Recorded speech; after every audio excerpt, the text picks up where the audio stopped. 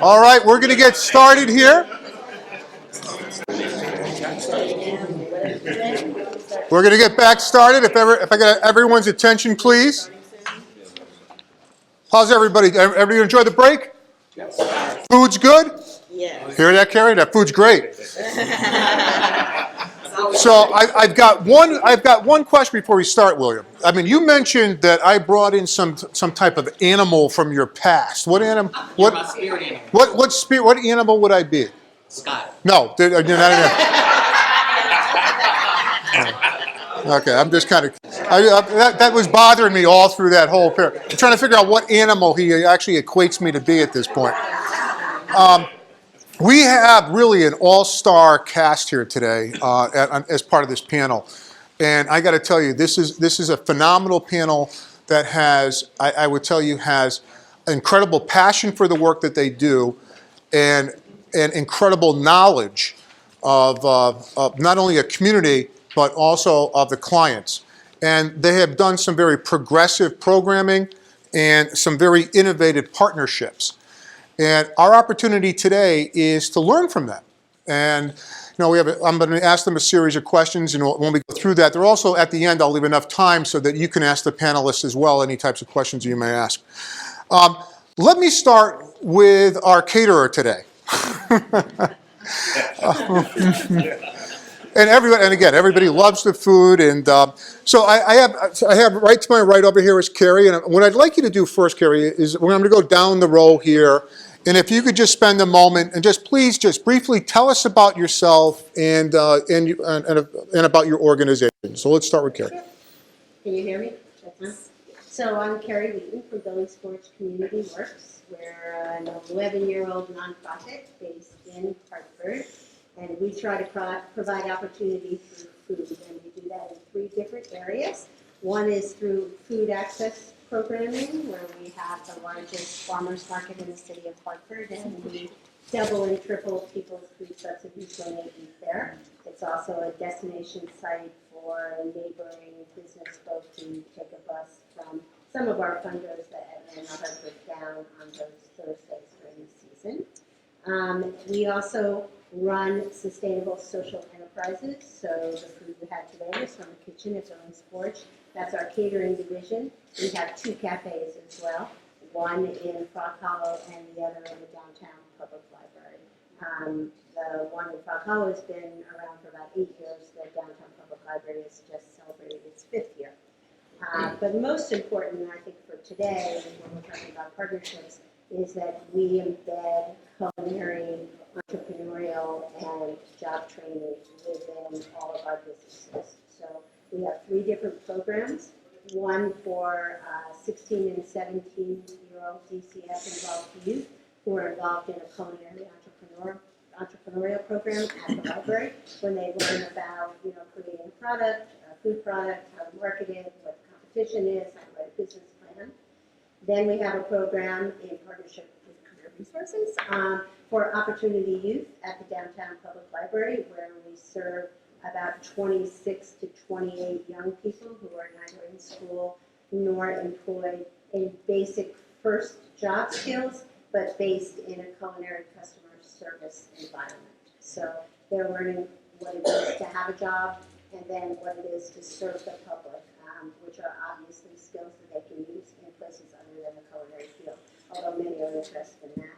And then our longest running program is our adult job training program, and that's in basic kitchen skills for adults who are facing multiple barriers to employment, about 40% being reentry folks, but the rest folks coming out of all sorts of struggles and challenges, poverty obviously being a common one amongst all the folks that we work with.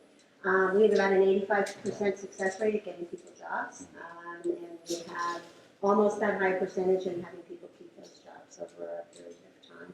And we really do think that that success is really solely based on the fact that they are learning skills in the environment to which they are going to get their future jobs. So, the food that you had today was made by job trainees. When you come to our cafes, the food is created by our job trainees. They understand what a dishwasher is, what it is to prep food, what it is to serve customers. We have lots of relationships with employers based on the fact that we are culinary professionals. I personally have owned 7 different restaurants up in Cambridge, Massachusetts area, a hot sauce company, a catering company. I still own a restaurant up in Cambridge, so I'll tell my sister because she doesn't tell me that. So, I mean, I come from that world. So I think that a lot of our success is based on the fact that we kind of talk the talk of our future employers and understand what skills they're looking for and also understand the attributes, the skills, the talents of the people that we're sending them. So we're good at matching people to the right jobs as best as anybody can do that. Great. And next up we have Erik Clemmons. Erik is with Concat, and I have to tell you, if you have not visited his organization in New Haven, you got to invite them all down, because I have actually space envy. Or can I tell you that? It is the. It is absolutely gorgeous. It is well run. He does some phenomenal programming, and I'm glad that we have Erik here to talk about the work that he's doing. So, Erik. Thank you. Good morning, all. First, thank you, Dr. Clark, for having me here. This is an honor. I really mean that. And thank you, Scott, my old dear friend. Again, I am Erik Clemmons, founding CEO and president of the Connecticut Center for Arts and Technology, aka Concat. We have 3 job training programs for adults, 2 in the medical training field for Yale New Haven Hospital. So before we designed any training programs, we met with Yale New Haven Hospital, the largest employer in New Haven, and probably the largest employer, or maybe second largest employer to the state, in the state, and asked what is their immediate need and what is market relevant. And they told us medical billing and coding and phlebotomy. So we designed training programs based on Yale New Haven Hospital's needs. So there's a pathway from those 2 trainings to a job at the hospital.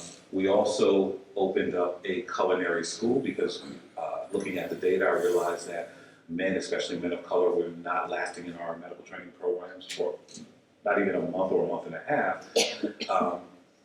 And also our medical training programs did not really engage folks who are re-entering society after being incarcerated.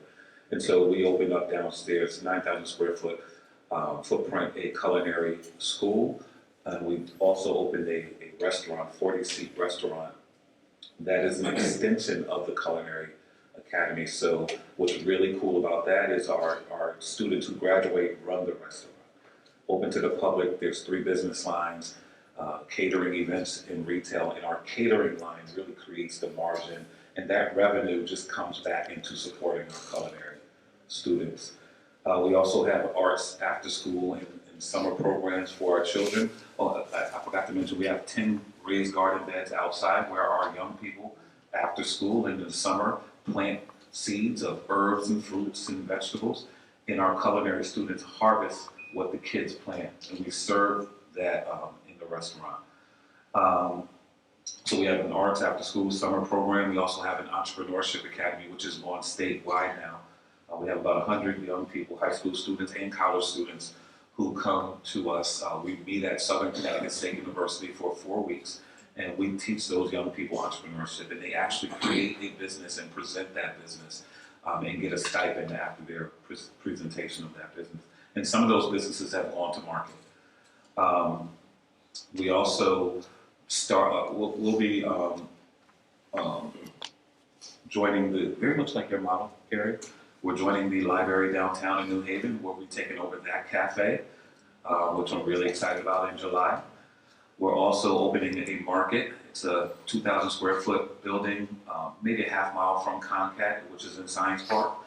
We teamed with Yale University, and so we're going to be opening a market for that particular neighborhood as well. And as Scott mentioned, a huge part of our programming is actually the design of the space that our people come in. This idea of beauty and open space and natural light and bright colors and jazz being played and art on the wall, those are, we believe, ingredients to transforming the minds and the hearts of people who, for the most part, historically have been marginalized and living in poverty. And so if we can create and design a space that is beautiful and invest in the people who are there, it changes the way they think about who they are and what's possible for them. And so that's a huge part of our programming as well. And also, which I'll probably talk about a little later as the questions roll, we started a new economic development arm called Concord, the Community Outreach Revitalization Program, where we are now redeveloping 8.5 acres of a plaza in New Haven on Dixwell Avenue, which will become a place where we're building housing and performing arts center and bringing in a market, a big box market, and townhouses and commercial buildings. So I'll talk about that as well. Okay, next up we have Adrienne Cochran. Now, Adrienne was the former ED, right, at the Urban League, and the CEO, correct? And currently at the YWCA. And what was that? The YW. The YW. She corrected me that. We all know how to do the Y, not the YM, the YW, the YWCA. Okay, all right, let's get it right. W. All right. I always, can you just spell the room or confirm that Adrienne's Landing was named after you? Okay. Not in the same spell. All right. No. But all right. So Adrienne, if you can please share with us a little bit about the work that you do. Good morning.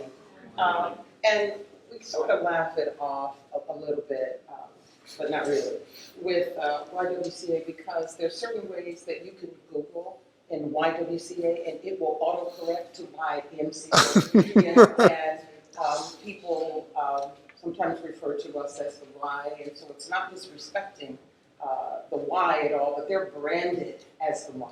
And, we're branded as a YW. But in any case, I echo my gratitude for being able to be here today, awed by and having partaken of some of the great food, not here, but from your offerings and in such wonderful company.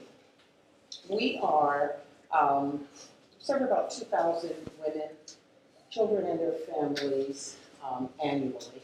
And our focus is really on helping women secure safe and economically secure futures.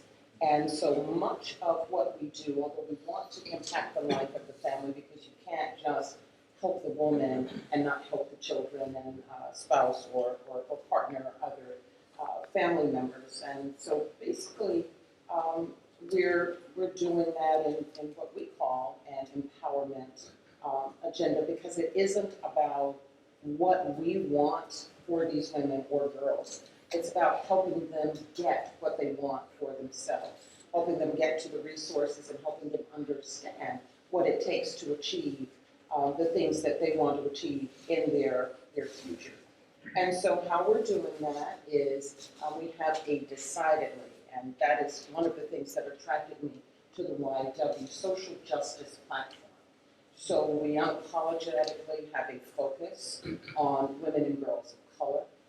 We're one of 4 YWs in the state, the other 3 being in New Britain, Darien, and Greenwich, and probably with the exception of New Britain, probably the only one that really is focusing on women and girls of color. It is not to the exclusion of any other group, but it is recognizing all of the social ills and all of the barriers and all of the gaps that occur, with our women and girls. We also do our part to try to end homelessness, our small part, in operating Monday Commons, which is like the 72-unit apartment complex that's actually attached to our building proper. So people will say, I see the YW and there's something, like a high-rise that's attached to Monday Commons. And I'll talk about that a little more later, because that's probably one of the best examples of collaboration. We also offer programs in early childhood education, operating 5 early learning centers in the Hartford region, 8 before and after school programs. We have 2 programs called YW Career Women, one operating at Manchester Community College, the second one operating at Capitol. And what did I miss? We also do career development. For career development, we don't say that we have a workforce development department proper. because we recognize that there are many people already doing that, but we say that what we offer is that particular component for the women and girls that we serve. So that is, in a nutshell, who we are, and I look forward to talking about Good. that more. Thank you, Adrienne. And next up is Alex Johnson. Alex and I actually go way, way back, almost over 30 years ago, right, Alex? You would want to date us. Well, now, I got to tell you, Alex works in Hartford, but he used, Maybe kindergarten. well, he works in Hartford, you work in Hartford now, but he used to work in this town called Columbia, Connecticut, right? And if you ever saw the movie Deliverance, you saw Columbia, Connecticut. It's in the middle of, that is in the middle of nowhere. So, Alex, I'm going to turn it over to you. Good morning, everyone. I look at my watch, but anyway, and again, I'm really pleased to be invited to be here to present and speak to you relative to, both partnerships, but also what Capital Workforce Partners is and does. Capital Workforce Partners is the Workforce Development Board for the North Central region. We are one of 5 workforce boards in the state. We cover the greater Hartford area, which includes the New Britain and Bristol area of the 37-town region. When I'm asked to define what Capital Workforce Partners does in 3 words, my response is we help employers find, retain, and grow their workforce. And what does that mean? As we do that and as we perform that responsibility, we deliver our services through career centers, referred to as American Job Centers. And we have a number of those centers in our region. We have one in Hartford, 3580 Main Street. We also are partnering with the Hartford Public Library. We have a center in the Hartford Public Library. We also manage the Jobs Funnel Program, which is the construction pre-apprenticeship program, and that's housed at Eater Place, and it's also an access point to our career centers. We also are in the process of opening a center in East Hartford in partnership with Goodwin College. We have a center in Manchester. We're doing that in partnership with Manchester Adult Ed. We recently located a center in partnership with Nantucket Community College, so we're embedded within the college facility in Enfield. We also have a center in partnership with Townsend Community College in Bristol. We have a center in New Britain, and I think that covers the main centers. So those are the primary access points. So we provide services and support to any individual who's looking for a job, looking for a career change, or looking for career information. In addition to serving adult populations, we also do a lot of work with young people. And we are the backbone organization for a collaborative effort referred to as the Hartford Opportunity Youth Collaborative. We're doing that work to really provide support to disconnected, disengaged youth, referred to as opportunity youth. They're really just young people who are out of work, out of school, and need support. And we brand them by calling them opportunity. And we use our Workforce Innovation Opportunity Act funding, our youth programs, providing support in terms of connecting individuals, providing them with case management support, career information supports, and our goal is to help individuals get transitioned to skill training opportunities so that they are able to earn a industry recognized credential and compete for middle skill jobs. And middle skill jobs are those jobs that require more than a high school diploma but less than a baccalaureate. But they're the jobs that provide living wages. So really, we really focus on enabling individuals to compete for jobs that enable them to take care of themselves and their families. In addition to that, we're known for implementing a very substantial summer youth employment and learning program, and we'll probably employ maybe 1,500 to 1,800 young people in our region through the summer youth employment and learning program. And we're also doing a lot of work with young people in school, providing them with internship opportunities, and really trying to help young people understand the nature of work, the value of education, the relationship between education and work as a way to begin to help them understand the notion of careers and how to prepare themselves for careers. So I think in a nutshell, that's what we do as a workforce board. And I would say that As we defined ourselves and as we rebranded ourselves organizationally, our name is Capital Workforce Partners. And we've named ourselves with that level of intentionality because we understand and recognize that for us to be successful, we have to be able to work with and through other organizations in partnership with others. That's the only way we're going to be able to be successful. So with that, I'd like to continue this conversation. Scott, thank you for, and Wayne, thank you for this opportunity. You know, as Scott mentioned, we go back a little ways, but we work very closely throughout these years. So again, thank you. Thank you, guys.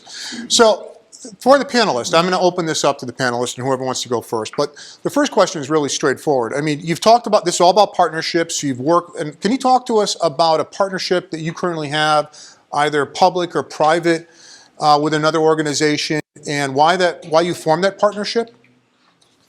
You know, I'll take a lead. You know, and you know, and the good news is that Scott gave us a couple of questions, so I see this as a no-fail test. But beyond that, we still got to get it right. But you know, when Scott posed that question, what really came to mind was a partnership that we're doing. It's called the Second Chance Partnership, and this is a partnership that we're working throughout a number of organizations. Career Resources is a partner, CPA is a partner, the Reentry Council is a partner, our community colleges are partners, and why that comes to mind and why that's valuable, because when you look at the population we're supporting, you know, as we would say, and as we use the term, it takes a village to help support these individuals. So partnerships is that way of organizing that village of support, ensuring that individuals have the necessary community-based supports, have the necessary supports that we provide with our case management and training organizations, and it really gives us a wealth of ability to respond to the unique needs and challenges of those individuals. And as I like to think about it, and one of the challenges that I face, you know, as the CEO of Capital Workforce Partners is, you know, a lot of our customers have specialized needs, and we don't have the resources to train and get the level of expertise to respond to all of those critical needs. So we have to be able to respond with and through others. And the Second Chance Partnership is just one of many examples that I could call on to show how we have to come together to support a particular population, support their needs, and enable them to be successful. Great. Thank you, Alex. All right. Great. You're up, Adrienne. So everything we do basically is done in partnership because we're a community organization, and by definition, you're not a one-stop. Subscribe to this area because nobody can be everything, you know, all things to all people. One of our really successful partnerships, I think, is certainly with Sormonte Commons. It is way too complicated. I'm not sure I even understand all the pieces of how it operates, but in terms of how that, first of all, we're trying to do, again, our part in homelessness. So we have a certain number of beds. That's how we go to people who've been previously homeless. You know, we don't judge. We understand that with that population there comes a number of things, health problems, substance abuse, etc. We don't judge. We simply say, you can't use on this property, and then we make sure we partner with someone since we don't offer substance abuse or mental health. We partner with Chrysalis Center, and that is a long-standing partnership in terms of providing that clinical piece of case management and intervention. And then the management of it. I don't know that we could manage, any of us on my staff, self-inclusive, could, really would know how to properly manage a building that size. So we have a turnover group which actually supports in terms of the general management. And then we do provide our own case manager in the shelter proper. So we do have a safe shelter, and it is by, I think everybody knows, you know, what that is. And once again, we're not putting necessarily time restraints on when people move out, because people have to be able to move, you know, at their own pace. And so then along the way, we're partnering with any number of organizations whose primary business may be in counseling, or primary business may be in housing. We're holding meetings in our building to facilitate, you that continued sense of community and partnership, all for the purpose of making sure that we are providing the best product that we can to the women and men. So there are not just women. Our shelter is just women, but that apartment building does have male occupants. We need to provide the best services and supports for them. So that's again, all that we are doing is being done in partnership. And so just a plug, I know Dr. Plug and I have met and talked about possibilities of a partnership with that, because you have to talk about career and much of what you're doing here. We have to be able to provide an alternative, particularly for homeless people, because the point is you're not trying to help them continue to be in that state. You're trying to help them get on their feet and have the ability to move on. And we've enjoyed with Capital Workforce Partners in my former position a wonderful partnership, and I certainly see the space where we could build upon that in the services that we're offering as well. Great, thank you. Thank you. How about Cary? Eric, go ahead. So I want to give a little context before I answer the question. So my budget annually is $2.2 million. And if you look at our funding portfolio, it's about 70% foundations, 30% private giving, which means that we receive no public funding, meaning no city funding, no federal funding, and no state funding. And from inception, I didn't want to receive state funding for one particular reason. It's in fact a big part of the mission of our job training programs are to get folks off state assistance and live with a level of liberation and independence from state assistance, which will bring them a level of dignity that state assistance doesn't provide. If that was a big piece of our work, then I felt like we would be sorely ineffective if, in fact, my organization were more dependent on state assistance than the people who would come to us. Right? I didn't want our organization to be on welfare very much like the people who would come to us on welfare. And so that was really important to me. So what we had to do was really diversify our funding portfolio. So now I'll mention the new organization that we started, that the nonprofit CONCAT is in partnership with, which is an LLC disregarded entity called ConCorp, which is doing economic development in New Haven. And so the nonprofit CONCAT that I run is the sole owner of this LLC.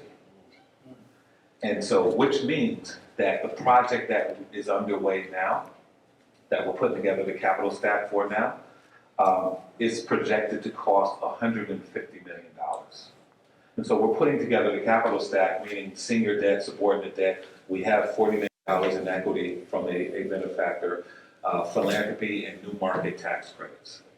Now, all things ideal, 5% of that project cost will be the annuity coming back to the nonprofit. Meaning that if my budget is $2.2 million a year, that means that 5% of that $150 million, which is $7.5 million, will come to the nonprofit, which means we will have a surplus of $5 million a year. Right? And so that's really important to know, because that is a partnership that will allow us to be sustainable in perpetuity. And that's really important. And so that's what we are up to.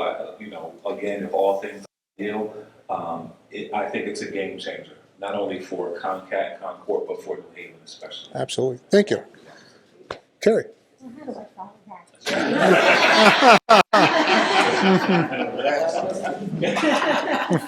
I was going to talk. Yeah, really.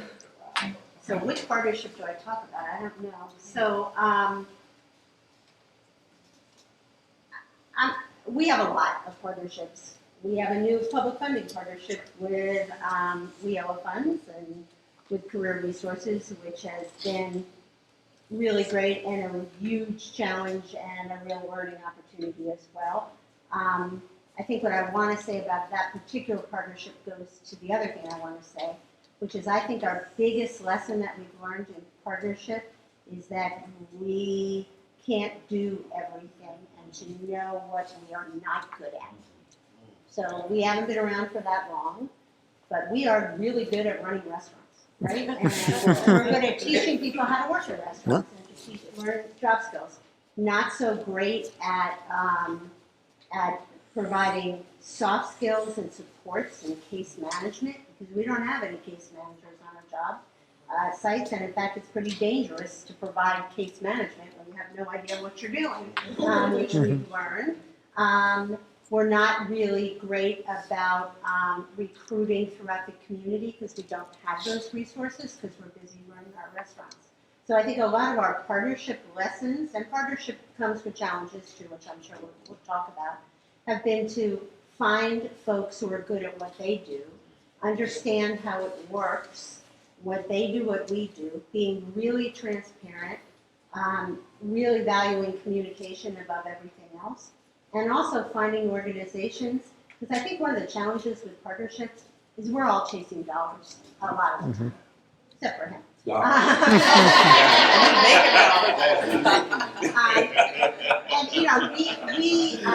And from our earned income, we raise half of our revenues, which is pretty impressive. But we count on foundations and we count on mostly private dollars. The WIO dollars are new for us, but mostly private dollars. And what happens when you have funders is that sometimes you write grants towards things that are not really what you do. Let's be honest, They could be what we do, or we do it and we could claim that we're doing it because of this, even though, and I'll give you an example for us. For a long time, we ran cooking classes for families and young people, which were wonderful, joyful, work together, community building kinds of things. But almost every grant that we had to write, we needed to claim that we were changing people's eating habits. So in 6 sessions with a 3rd grader, we are not changing. Let's be honest, we're not, but we had to claim it in some kind of mushy language that would make you feel like you're not really lying, but you're also. So one of our lessons around partnership has been to understand what our outcomes are, to be really clear and transparent about what we can do and what we can't do, and to find partners who provide what we need to make what our outcomes successful, and to not be claiming. So people go through our culinary program, let's say they come out of jail, and they're with us for 12 months, 40 hours a week, they're paid. They are not coming out as fine dining chefs. They're not. And there are a lot of workforce programs that claim that people are coming out as chefs. They're coming out on a pathway to that, if that's what their desire is. But there are other folks who have gone to culinary school for 4 years, or worked in the industry for 7 years before they actually are a sous chef. So I think we need to be self-aware and hold ourselves accountable and try to keep from chasing dollars that don't actually align with who we are. Great. Thank you. So let me ask you this. I mean, when each one of you are out there trying to establish new relationships and partnerships, either public or private, what do you look for primarily in that partner? What are you seeking? And funding doesn't count. No, I do fundraising, trust me. I think what's important to me is not the technical aspect of what other folks do, it's how they feel and how they demonstrate their level of care and love for the people who need the most help. And I think far too often, and I say this quite frequently, far too often, especially in New Haven where it's the land of nonprofits, there are organizations and programs created for this helping people who are living in poverty be comfortable in poverty. Right? That's a good point. And we want to turn the conversation around. Everything that we do is to get people out of poverty. It is not to create programs that allow you to be in poverty and generationally be in poverty. And so that, to me, is the kind of acid test in terms of partnerships. Do you believe that, poverty to me is the civil rights issue of my time, right? And we need to engage all these issues that we are confronting, whether it be educational disparity and health disparity and housing disparity, right, which are manifestations of poverty. We need to reframe and rephrase the conversation and have these be moral issues, not programmatic initiatives. And so if people understand that, believe that, and engage the work and the people from that framework, then I can easily be a partner with them. But if you see these people as a way for you to continue having a job, then there's no way I will be in partnership. I think he just dropped the mic and walked away. I mean, who's up? Who's on? All right, well, let's move on. So we've all been in partnership. We talked a little bit in the beginning how creating partnerships and relationships is kind of like a marriage or a dating. Sometimes they work out, sometimes they don't. What did you learn from a partnership or something that didn't work out that you could share with the group? Anybody want to start? Go ahead. So one thing I would like to say, Erik. You can call me Erik, yeah. it's going to be respect, is that, number one, for it not to be missed, the beauty of social entrepreneurship as a part of this, because if the organization itself is always on life support, how are you going to convince anybody else that you can help them get on right? And so this is just like the absolute ideal, and the idea that you have diverse funding streams and not an over-dependence on state and government, not even on some of your best corporate. Why? Because the focus will change.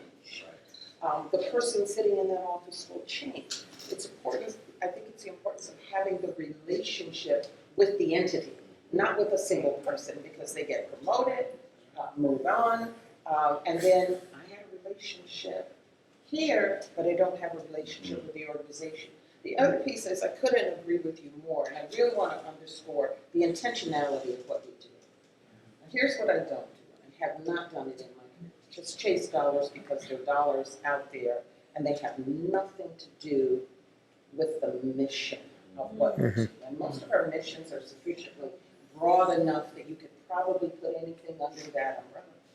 It's not sustainable, though. It simply isn't sustainable. And for me, it's worse than the mission drift. You've just drifted away from, what the hell am I doing? Can you say that? Because that means I am clamoring for our own survival. Now, I will say that it's very difficult to walk that talk and be in an organization that is trying to stay alive so that it can continue to help people. So I don't say that to put down organizations in that struggle, but I do want to talk about and underscore the importance of trying to move away from that by developing something that helps you yourself sustain. Yep. And even though this has nothing to do with your question, the final thing I want to say, even on the career path and working with the women currently at Capitol and Manchester, we're only talking about what are high demand, high growth, living wage careers. Why will I direct you to say, check mark, you graduated, you got a job? That isn't sustainable for you.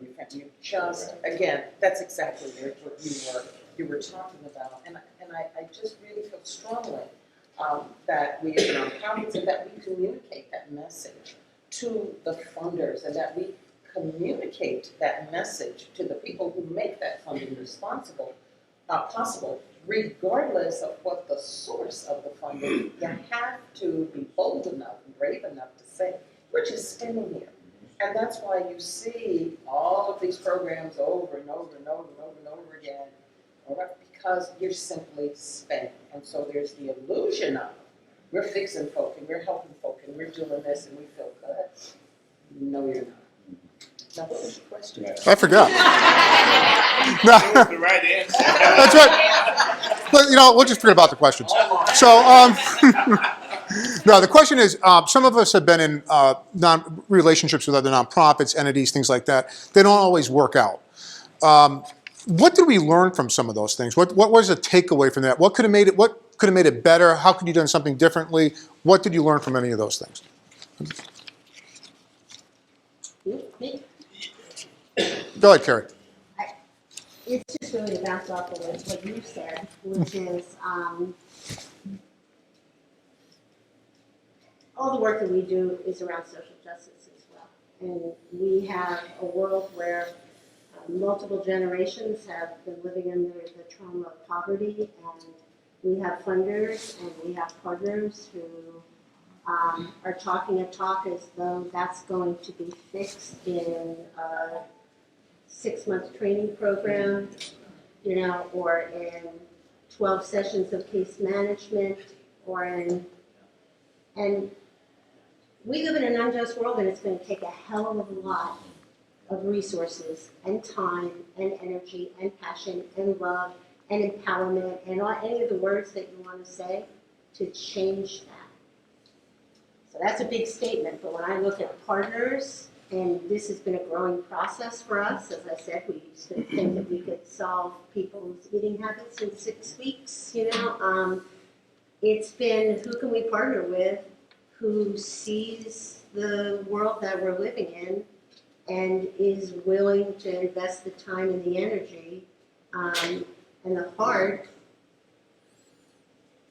to really be involved in that work in a really honest way.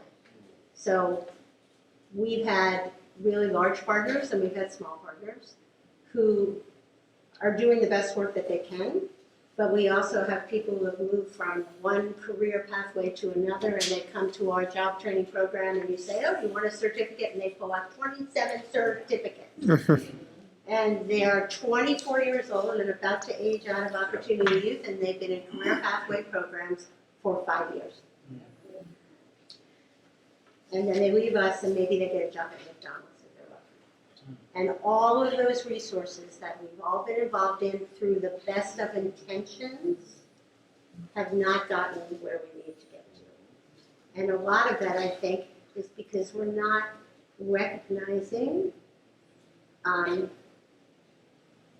the trauma that those folks are living under and what they need. We're not hearing them, and we're not empowering them, and we're not giving them the time or the energy. And I 100% agree about career pathways and sending people towards jobs that will be a living wage. Where I hesitate is that I have a 23-year-old daughter. She graduated from college. She's in fashion. She might do something else afterwards. She has all the benefits to be able to do that. And now we're also expecting youth who have less resources than she does to decide they want to be an XYZ when they're 21 years old and they've never had a job before, and maybe their parents don't have a job, and they're going to decide to do X, Y, or Z, and if they don't, they maybe don't fit into one of our career pathways, so where do they go? So they end up going to a program and getting a certificate, but that wasn't quite right, or going to a program and getting, I don't know what the answer is, because it's probably universal education for everybody. I don't know what the answer is, but certainly the work that we do, we have to be both laser focused on giving people opportunities to get towards jobs that will support them and their family, but we also somehow have to recognize the lives that people have been forced to lead. And then we need solving it alone in partnership in 2 weeks and 2 years. It's going to take our whole society, and we need to push back on every funder, because that's really what we're talking about. We're talking about pushing back on funders and going, thank you for giving us that money. No, these are not going to be the outcomes, and you better keep giving the money and the money and the money, because we're all part of what created this problem. So we all have to be part of the solution, and don't expect nonprofits to solve it in 6 months, and somehow we have to push back instead of going, oh, okay, sure, I can do that, sure, I can do that, and 6 months later, I'm going to do that, okay, and I've got to say it because otherwise I lose my job, and you lose your job, and you lose your job, and you lose your job. Somehow we have to have the strength of character to do that. So Alex, as a funder, And that's what you pointed at me. I know. You know what? Whoa, I'm in the wrong place. This is It's like point counterpoint. But I think there's a couple of things I'd like to react to, and to some extent, I think everyone is kind of responded well and is really kind of hitting it out the park. And as we're speaking here, we're talking about partnerships amongst ourselves. And I think those are challenges, and my off-the-cuff response is when you're building partnerships, it needs to be built on trust, mutual respect, and mission-driven and those kinds of things. And when it fails is when it doesn't meet those standards. But I'm also feeling that what we're also talking about here is the partnership that we need to have with the people we serve. And are we really internalizing that partnership?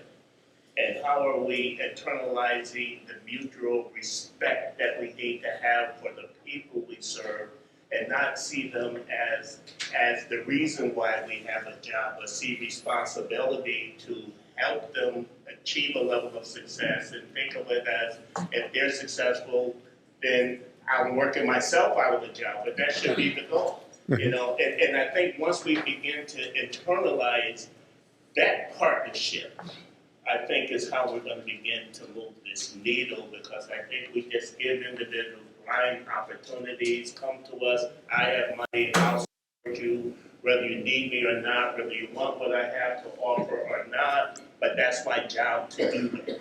And I think we really also have to rethink the paradigm and say we have a responsibility, and how do we enable individuals to break that cycle of poverty. And I think that's what we're all ultimately trying to do, is how are we enabling individuals to break that cycle of poverty? How are we making sure that individuals are not building their future based on their past? And how are we enabling them to think through those kind of issues? And I think the better we do that, I think the more successful we're all going to be in that regard.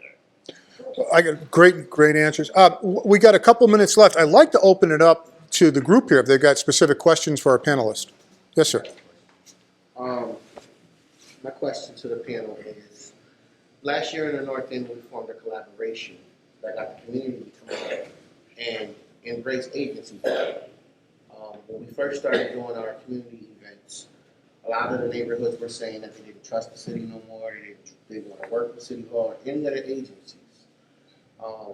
As the events grew and the numbers grew, I got pulled aside by the bigger agencies. And was told if we didn't stop what we were doing, they would start slandering the smaller agencies that were actually doing the work. So this year we haven't really done that many events. Should we have kept going forward? Because the agency, well, not the agency, the community was receptive, opening up, asking us for help, bringing the kids, and but we didn't want the negative recourse from the bigger agencies. Go ahead, Erik. So what's your name, brother? Stefan Paul. Stefan. So I will say this, that what's important in the work that you do is that to know that you are called to do that work. And when I say that, means when you are called to do the work, that means the work chose you, right? So meaning that there is no one who can tell you what to do or what not to do as it relates to the people that you choose to serve and the folks you deeply love. I don't care, I mean, you could call them an agency, bigger or smaller, it does not matter. Like when you've been called to do something, it chose you. Second, Oh, good job. I'm gonna leave it at Stefan. I would just add to that, you really have to think about who is your customer. And is your customer the large organizations or the individuals that you're trying to serve? And I think being true to your customer is a way of working through those issues and challenges. And I think that's to me the North Star that you have to stay focused on. Great. I was just going to add to that too. I mean, if I could. I mean, in the nonprofit world as well as in the clients that we serve, there's always somebody rooting for you to fail. They're behind the scenes, like, because I told you he couldn't do it. I knew that the agency wasn't going to be able to do it. It's not that they just don't want you to succeed. And as what Erik is saying here is so true. Stay true to what you want to do with those clients, with the community. Don't worry about what anybody else says, and stay to that course. All right? Yes, sir. So, I know we talk a lot about trust, communication, partnerships, and whatnot. My question, if this has ever happened to any one of you, have you ever felt a time during your travels where you felt pressure to maintain a partnership due to whether that was for financial backing purpose, due to optics, due to exposure, or due to status? And if so, or even status quo, if so, what have you done about it? Or is that a challenge that may still currently exist?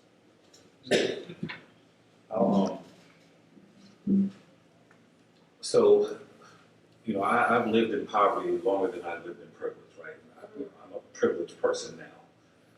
And I'm usually the only black person, definitely the only black man, whenever I go into the room. And so now I'm sitting in boardrooms with folks who have a lot of resources. And what I've learned is the more success I've experienced, the more evil I see.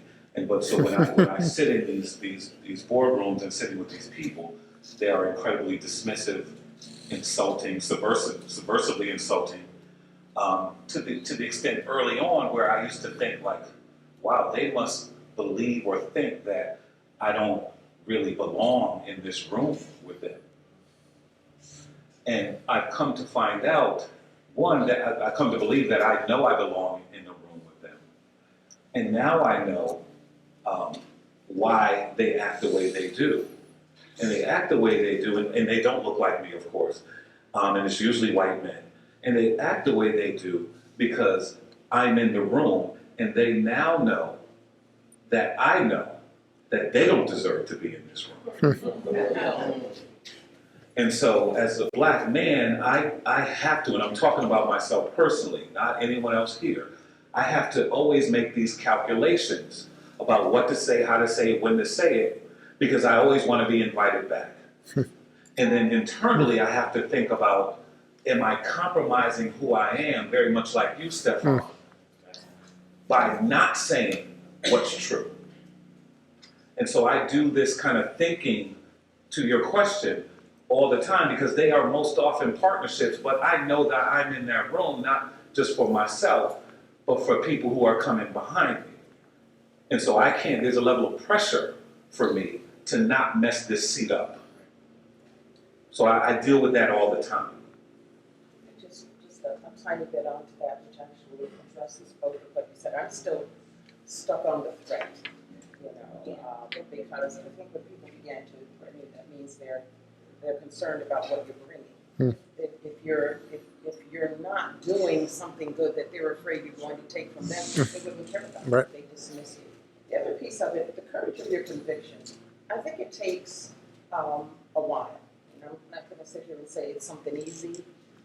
It's not a gene that I think you're born with, but I think there's a point in your personal life, I think there's a point in your career, when you're so confident in who and what you are, that your courage of conviction takes over.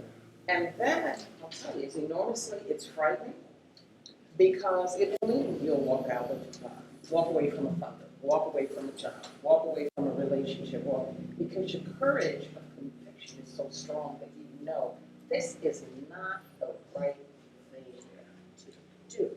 But it's tough, because folks have to eat, and folks have bills to pay. You have the responsibility of an organization, or organizations on your back, success. If you fail, I know you couldn't do it. But the thing about it is, I just believe that there is gut level instinct that tells you when, tells you what, it tells you danger, that hair that stands up on the back of your neck. And I think I view it like I view anything else. If you're in a relationship with somebody, it's a friend, it's a romantic relationship, it's a job relationship, and it's toxic, what are you going to eventually do? Either stay in it and wither away, you're going to walk away from it. And I think, boy, we could go on and on and on here, because it's important, but I think it's the very idea of figuring out when that time is and how you reconcile that in yourself. Because wherever you go, there you are. And when you're looking at yourself in the mirror, for me, it's about I feel good about it. I feel it was the right thing to do. It may not be the popular thing. People are going to do what they do. Yep. And let them do what they do, but be sure about deciding about what you do and not be guided by those things out of the fear of what I say or what I do. Nobody's ever going to like everything about you, your organization, your approach. Anybody can always do it better when they're on the outside looking in. But when you are living in that truth, you're going to walk in your truth. Yeah. You know, Adrienne, I just want to echo, I mean, I was thinking of a recent example that just happened with RIASAP, with Bob Francis. They were for, RIASAP, Substance Abuse Agency, is well done across the state, but also does a lot in Fairfield County. Everybody knows about the opioid crisis that was going on. They were struggling with a budget, and the drugs companies came up to them and offered them lots of money. So what do you do as an organization? You know, when you have staff that depend on it, you have clients that, you know, need services, and, you know, the board made an interesting decision and a courageous decision. They did not accept it. You know, and that's hard to do, especially in these times.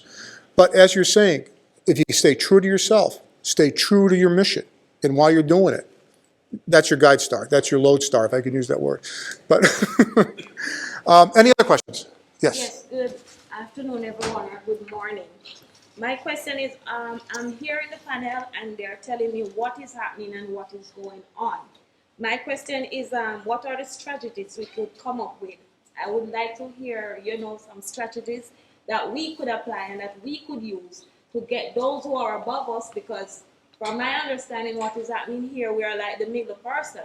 So we have those who we need to help and those who need to give us in order to help. So I would like to hear some strategies to apply. Removing the barrier that bigger organizations. Yeah. How do you How do we go about moving the barrier? How do you manage up? Who wants to? Yeah. Who wants to jump on that one? Erik? Yeah, I would love to hear more specifically. Okay.